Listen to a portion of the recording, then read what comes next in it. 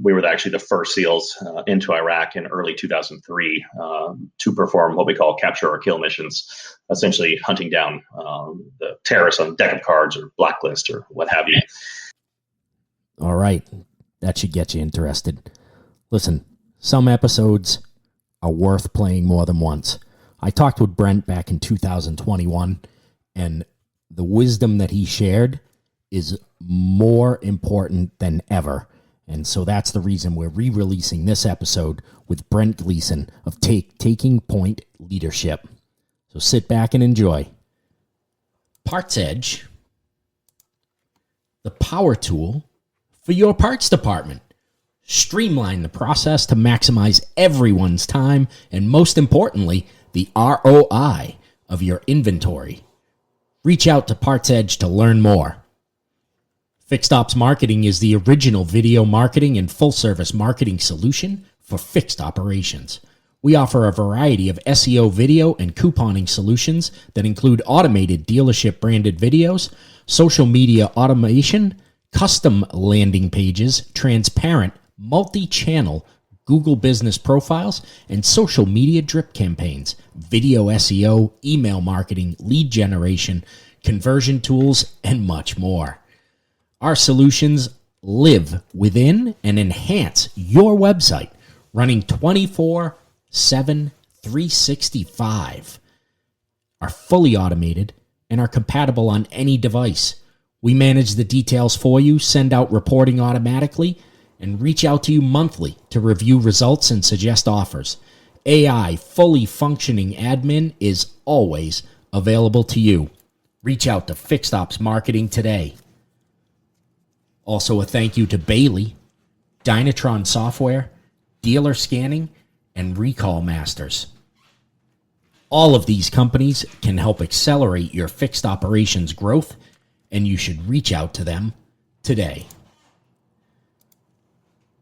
We'd be remiss if we didn't mention Quantum 5, skills that power your team to higher profits and retention. As my previous podcast last week said, training in automotive is broken. Quantum 5 is profit-focused, science-based, and people-centered. Training has been a singular event for too long, and the impact on people and dealers is unfair. Meet Quantum 5, a training program that helps your whole team improve their skills in a way that translates to more profit, greater CSI, retention of customers and employees, and a culture change that impacts the customer experience. A blend of in-person learning experience, creation of a dealership learning community for post-training success, something that's never been done before, sustainment, and goal setting for accountability is the key to unlocking transformative change. The results? Your people sell more, additional appointments are created, your leaders are more effective, service BDCs produce measurable ROI, and your customers gain a better experience, leading to higher CSI. Quantum 5 works this through a 3-step process: assess and design, then implementation, and then sustainment. Community paired with technology to develop greatness.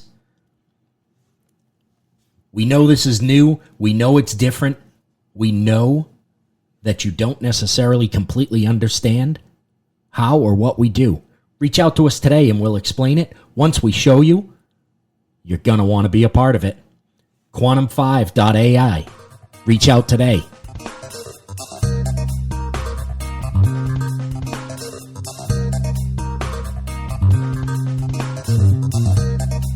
Brent Gleeson coming up on the Fixed Ops Mastermind podcast.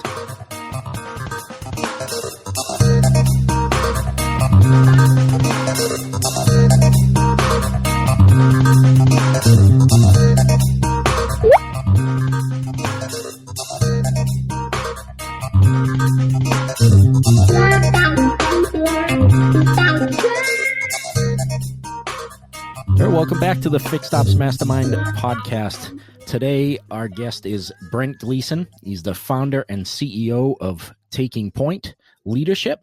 He is also a Navy SEAL and has a brand new book out called Embrace the Suck, as well as a best-selling book, Taking Point. Brent, welcome. Dave, thanks so much for having me. It's an honor and pleasure to be on the show. Excellent. So let's, I guess, give everybody a little introduction on who you are and how you wound up writing books about leadership. Sure. As a brief backstory, I grew up in Dallas, Texas, did my undergraduate education at Southern Methodist University and earned degrees in finance and economics, spent a little time at Oxford University in England as well. So upon graduation, I actually took a job as a financial analyst with a global firm based out of Dallas, Texas. Now, during that time, I had a very close college friend of mine, a fraternity brother who was a year behind me in school. He was, in fact, one of these young men who had a lifelong dream, a passion, a vision of one day joining the Navy after graduation and at least attempting to be accepted into the notorious SEAL training pipeline. Not an easy accomplishment in and of itself, much less successfully navigating the course. So I thought that was obviously very admirable, a call to serve. Now, keep in mind, this was several months before 9/11. So, a little bit of a different environment when it comes to the concept and mindset around military service. Right. And so he and I actually started training together. So for me, it was just a way to stay fit, have an accountability partner, because I knew he was training for something very strenuous. And then, of course, in turn, help a friend prepare for his arduous journey ahead. And so by nature of that training regimen, we started spending a lot of time together and then having a lot of dialogue about, the history of the Naval Special Warfare community, the culture, the mindset, the leadership capability of everyone in the organization. And that piqued my interest. So I started reading books about our history and our forefathers from the underwater demolition teams in World War II to how we essentially cut our teeth as a premier assault force in Vietnam. And long story short, that growing fascination coupled with the somewhat boring nature of my entry-level financial analyst position led me to the culmination of a decision to leave the pivot tables and spreadsheets for another time, engage in a little purposeful suffering, at least that's what I call it now, and basically give to a cause greater than myself. So I decided to leave my job and join him on his journey, which then became my journey as well. We then very rapidly moved to Crested Butte, Colorado, where we trained for an additional 6 months for about 10 to 12 hours a day at very high altitude, about 10 to 11,000 feet, to prepare both mind and body for what is arguably the most challenging special operations training and selection program out there. And then early 2000, joined the Navy and headed out here to San Diego to begin our journey. By the grace of God, I made it through the training program, was assigned to SEAL Team 5. 9/11, interestingly and horrifically, occurred right between two of those blocks of training. Just for the listener, viewer, I'll explain how that works. It's roughly a 16 to 18 month training pipeline, depending. It flexes a little bit on how we shift our training involvement. But you start with BUDS, of course, an acronym, stands for Basic Underwater Demolition SEAL. That's 6 months. Typically, if you see documentaries or things in the movies, they're reflecting that portion of training. Hell Week is the 5th week. That's where you read everybody out. So you really weed an entire 200-person class down to 30 in 5 weeks, and then you carry on through the training. And then you go to SQT, or SEAL qualification training, which is the advanced portion. Then you go to jump school and language schools and all various sorts of advanced schools. So these days, the guys really hit the ground running when they get to a team with a lot of qualifications. So that week between BUDS and SQT was when 9/11 happened. So that really changed the trajectory, the course of, and the culture of the military in its entirety, but also especially the special operations community being at the tip of that spear. So I was assigned to SEAL Team 5. Soon thereafter, rumors of conflicts in Iraq were spinning up, and my troop, or we called it a task unit back then, essentially 2 platoons and various support elements. So about 40 SEALs and a couple dozen support elements. We were actually the first SEALs into Iraq in early 2003 to perform what we call capture or kill missions, essentially hunting down the terrorists on deck of cards or blacklist or what have you. And did several combat deployments, a lot of time in Iraq, some time in Africa. And I had, going into it, not had the mindset of doing it as a career. Obviously, I knew that anything could change. And I decided to stick to my plan. Back then, in hindsight, the mindset was like, well, these conflicts could never possibly go on as long as they have now. And well, here we are. So, full transparency, I do carry a little bit of guilt, for lack of a better phrase, for transitioning when I did. And I should have fought more, given more, or supported the cause longer. So, I'm on the board of the SEAL Family Foundation now. I mentor guys into and through BUDS and the SEAL program. That's kind of how I continue to serve. But transitioned out, went to grad school, and then dove headfirst into the world of entrepreneurship, which arguably has about the same failure rate as SEAL training. Somewhere along the line, I picked up this taste for calculated risk, and I built and sold a couple companies.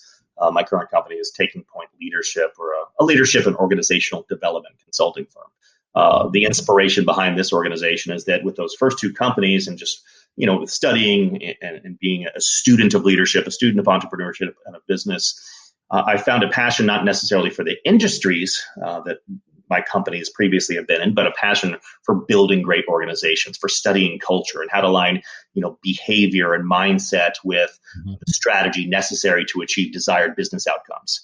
Understanding what really drives profitability and growth in an organization as it relates to leadership, engagement strategies, aligning the culture with what you're trying to achieve from a result standpoint.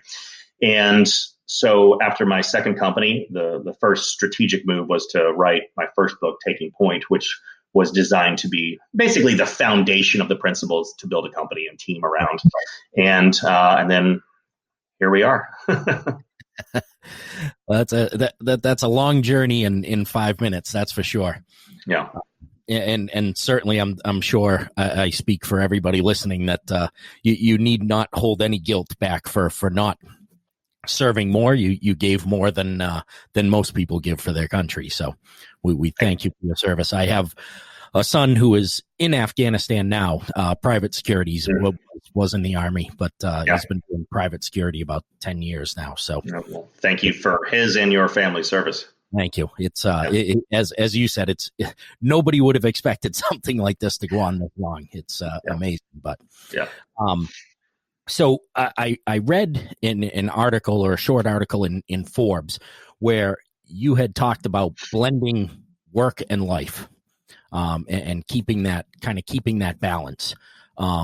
In my coaching program, I just spoke last week to the people in my coaching program about how there really is no actual balance, or not a real balance, but that it's a matter of over time achieving some sort of semblance of a good family life and a good work life. Right. And so what do you feel are some of the keys to finding that balance? Although balance doesn't exist, but at least that right blend. Yeah, it's a great question, and a more relevant question now over the past 10 or 11 months than it's ever been before. I call it work-life integration as opposed to work-life balance. Mm-hmm. And I remember that came from one of our consulting clients. We work with organizations all over the world, and we were doing a leadership development course, and one of the guys in the course who oversaw a specific region for this major medical device company used the word integration, and I was like, wow, that's interesting. I was like, I'm going to use that. I'm stealing that from you. And but it really resonated, because to your point, that there's not a balance. There's not one or the other. It's intimately connected. And especially now, amidst COVID and all the other things going on in the world, and working remote, i.e. working from home, for many of us, that balance and that integration is now more important to manage than ever before. One of the things we've seen is this, and we've kind of worked with our clients on leading and managing remote teams and work from home best practices, especially when it comes to meeting etiquette and balance and wellness practices and mental health, where a lot of times, we dove into this digital transformation. We got to adjust. We got to adapt. Next thing you know, we're on Zoom like for 12 straight hours. You realize you haven't eaten lunch. You didn't work out. You haven't interacted with the family, and you haven't taken any short breaks, and you're burned out. The term Zoom fatigue, which is like now a household key phrase, unfortunately, is a real thing. And pre-COVID, of course, that balance, that integration is important. But I kind of want to touch on it in the context of our current environment, because it's not going anywhere. People need to put away the mindset and the idea, and I think most have, of when this is all over. We were saying that a lot, 6 months ago, or when things go back to normal. We were saying that a lot at the beginning. There's a lot of permanency, and frankly, a lot of good things too, that are forcing us, adversity in many ways with the right mindset forces innovation. It forces reassessment. It forces adaptation, creativity, and really transformation ultimately, and how we think about our work, our life, how those things intimately connect, our relationships, how we interact with our kids, our coworkers, our peers, how we think about fitness and wellness activities. All those things have to be top of mind now, especially because we've been forced down this path that a lot of us have never done before and aren't used to. So a lot of those simple tips, it's just about discipline and following through, is making sure you have, these aren't new tips, but making sure you have good sleep patterns, eating clean, not overindulging in self-medication when it comes to alcohol and things like that. Having a balance there, making sure you make time every single day for some type of wellness activity. It doesn't have to be, distance running or hardcore workouts, but meditation, yoga, stretching, something that is good for helping us manage stress and anxiety. So those things are all important, but also, leveraging and taking advantage of this time to spend a little more time with the kids, a little more time with your spouse or significant other. I was on the road literally, especially during the busy seasons of what we do in consulting and speaking, every single week. Yeah. And we're trying to find a way to get me off the road, and all we needed was a little global pandemic. So I feel partially responsible. Yeah, there you go. That's all you needed, was something little to get you off the road for a bit. Yeah. The 2020 was all about how you view obstacles in your life, right? It was obviously there were some massive changes happening around, and a lot of industries that experienced a lot of change, but like you said, there was a lot of good that came from that. There were a lot of people who looked at that obstacle as an opportunity to rethink their business and reform their business, or to completely change their business into something else. And there were others who succumbed to the changes and couldn't get through that. And so what do you find that the organizations that can make that change, can make that transition? What do you find are some of the similarities that they all have? Yeah, it's interesting. And even seeing some highlights on the news and things like that of how individuals or small businesses have pivoted quickly, where a person loses their job and within a week they're fulfilling their dream of being an entrepreneur and being successful at it. That is the core tenet of a growth mindset versus a fixed mindset, which I talk about in the beginning of the book. A growth mindset is one of the core pillars of resilience, where you see opportunity amidst the chaos. You see a setback as not just acceptable, but critical for navigating that meandering path towards growth, enlightenment, wisdom, and success, however we choose to define it. But being in the consulting space, it's interesting. And obviously, we're not immune to this. We've had to digitally transform, adopt new technology, and rethink our revenue streams and our priorities and how we approach our clients and marketing strategies, of course. But being in the consulting side and working with our existing and some of the new clients we've brought on, we've been very blessed during this time. It's interesting to see the organizations that really get it and that have been quite successful, frankly, in this rapid transformation. First and foremost, it takes me back to all the research I did for my first book, which is about leading through change. It's about organizational change and transformation, essentially a more modern take on the 21st century organization and how they navigate constant change. Well, this was a pre-COVID book. Now those principles still ring true now more than ever. And when you see organizations that get it, that are successful at change initiatives, and most research, and this is not me, but McKinsey, Deloitte, all the research comes back the same. Usually it's about 2/3 of macro and micro change initiatives in an organization either fail or fall significantly short of meeting their intended objective. And usually that's not because it wasn't a good idea. It's behavioral. It's because there's a lack of buy-in. Leadership misalignment, communication strategies not successfully rolled out, not enough consistency when it comes to communicating the why and the vision behind the winning outcome of whatever this change is going to be. Because typically any type of change, and we're all experiencing this now, comes with a little pain, a little suffering, sometimes more work on top of the work we already have. So there's competing priorities that have to be navigated. But the organizations that are successful at it very quickly develop a vision, that can be easily digested by the majority of people in the organization. They have change evangelists, and not just senior leaders, but people in the middle and even front lines of the organization who are more quickly bought into the change than others. There's a continuum, of course. The senior people who are leading the change initiative are already more quickly bought in because they've had more time to digest, think, and design the strategic plan.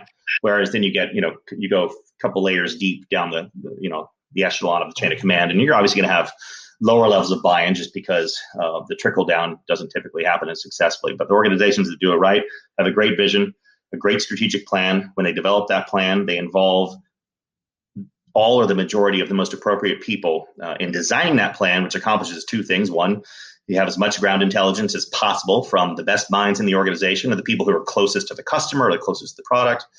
And then you're gaining buy-in through a large group of people in the organization because they help design the plan.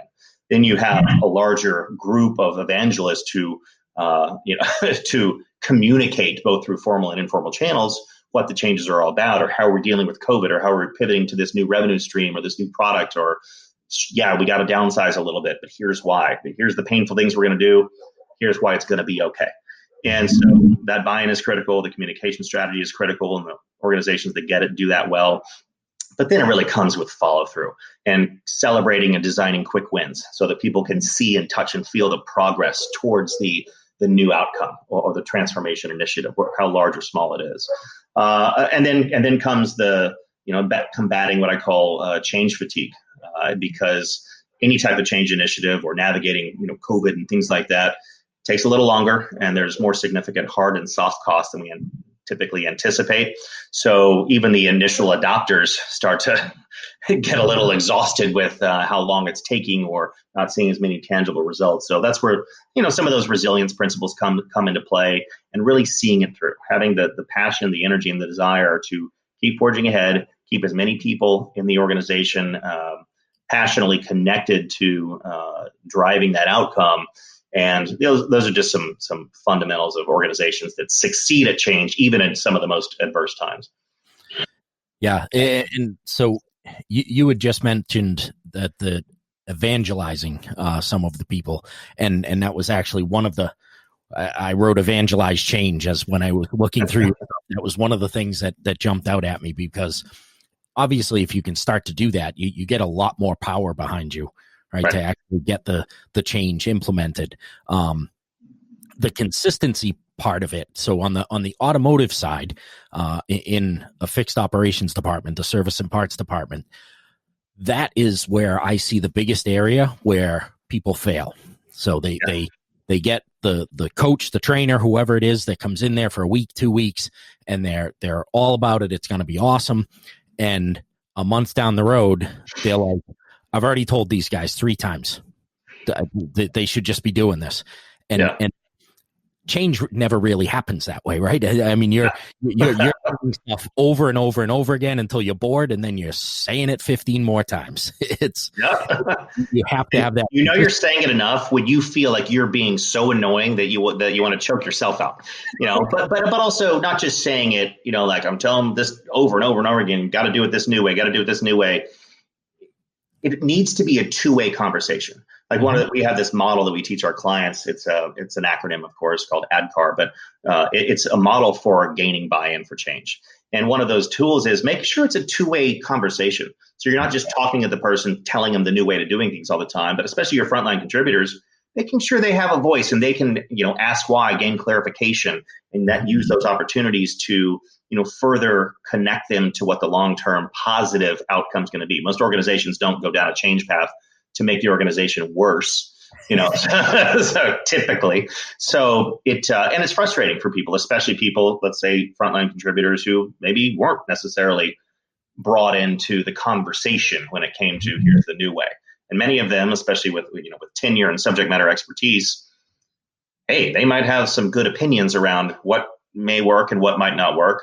Maybe the new path, that's the way, either way. But maybe there's a variance in how you can do it. But having a two-way conversation as opposed to just continually talking at them is a good way to continue to slowly gain that buy-in from the later adopters, or what I call the fence sitters. The people like, well, let's wait and see. This didn't work last time. So Yeah, and that's a good way to put it. The fence sitters, I like that, because that's a good visual on what a lot of people are in an organization as you try to roll out some of that change. And that's kind of the difference between somebody who's just a boss and a leader, right? The boss is the person that's just sitting there telling, you've got to do it this way, got to do it this. Why am I doing it this way? Because the guy above me told me to do it this way. So you got to do it this way, and not giving them that why, or or even the what of, what will change when we do this. They've got to be in that conversation. Like you said, that's a big part of being a leader and not just a boss, is actually. That's why I talk a lot about the difference between the disciplines of leadership and management. They're very different in many ways, especially when it comes to change. The manager is executing, the strategy and tactics of the plan for initiating the change. They're ultimately accountable for making sure certain things get done. Whereas, it's the leader's job to not just help design the vision, but communicate that vision, connect people to it behind that shared sense of purpose, and help people see, the winning outcome.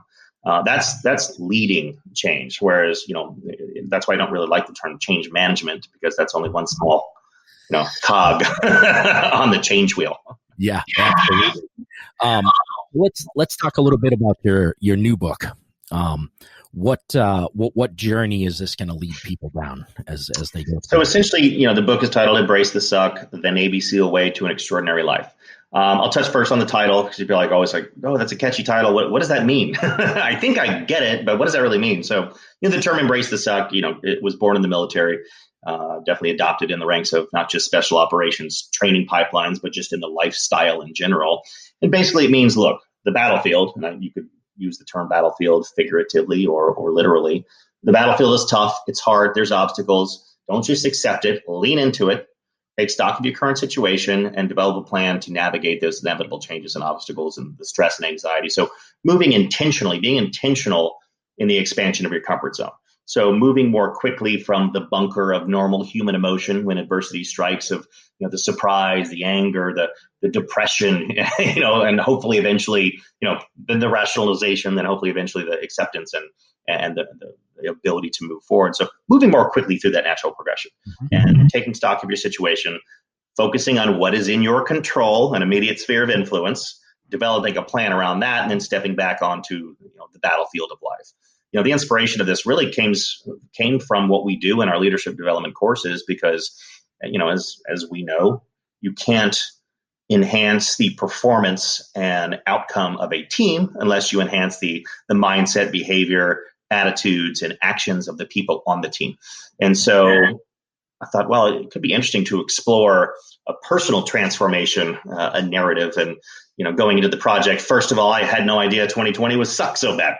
So selfishly, the timing of the book is quite nice, but in all sincerity, not making light of the horrors that many people have gone through, the loss of businesses, the loss of life. But in all seriousness, I hope the book is a source of inspiration. I've gotten phenomenal feedback of people who've been battling cancer, or people who've lost their businesses, or things like that, where it has been a source of inspiration. And the models in the book have been great tools for them, to use to develop better plans, or debrief with themselves better, to be in that constant state of improvement and take a different look at sort of the reality of the world around them. So I went out and started looking at, what is this self-help genre? I've never read any self-help books before. So I found, obviously, it's one of the most popular genres of books out there. And it's like a multi-billion-dollar industry, so to speak, when it comes to self-improvement. And books and things like that being one of the top revenue drivers within that industry. And I found a lot of, obviously, great books, really interesting reads, but not really, for me, a lot of actionable books where it really gives you tools to use. Really interesting reads, great storytelling, but not a lot of, but then, of course, on the other side, a lot of fluffy, happy, self-talk stuff that I don't connect with. A lot of people do, which is fine.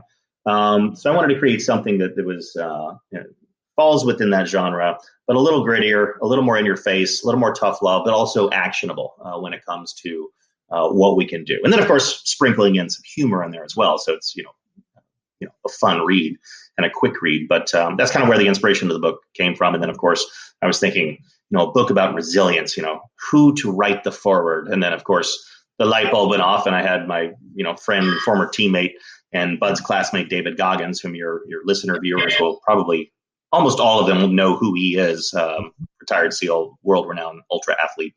I figured it'd be great for him to kick the book off with a gut punch of a forward.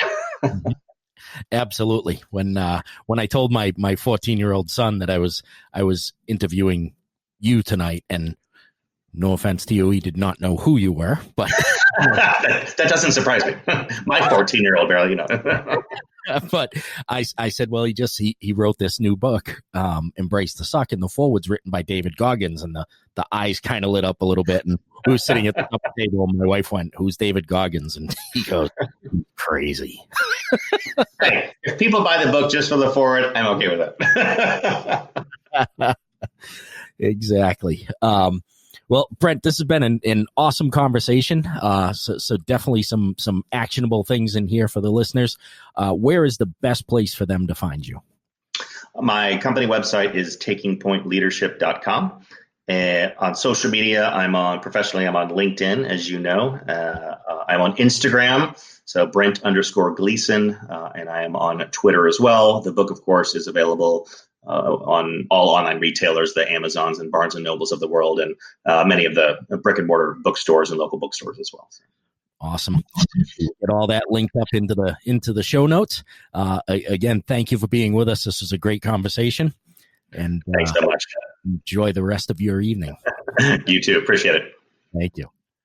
All right, everybody. That was Brent Gleeson, Navy SEAL, best-selling author, and CEO. Unbelievable conversation. Some great takeaways there for you to take into your life and your career to help make things better. Keep listening to the Fixed Ops Mastermind podcast. We are grateful for you taking the time to spend with us. Please share this podcast with a couple of friends and ask them to share it with a couple of friends. You can find us on Apple Podcast, on Stitcher, on Spotify, all your major podcast platforms, and subscribe to the podcast.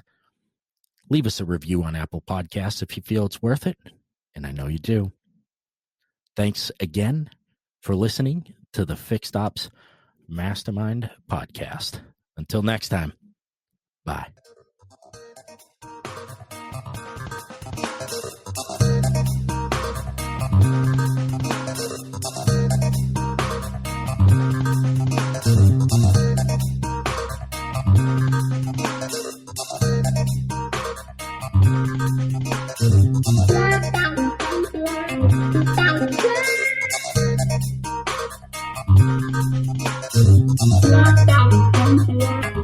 Lockdown.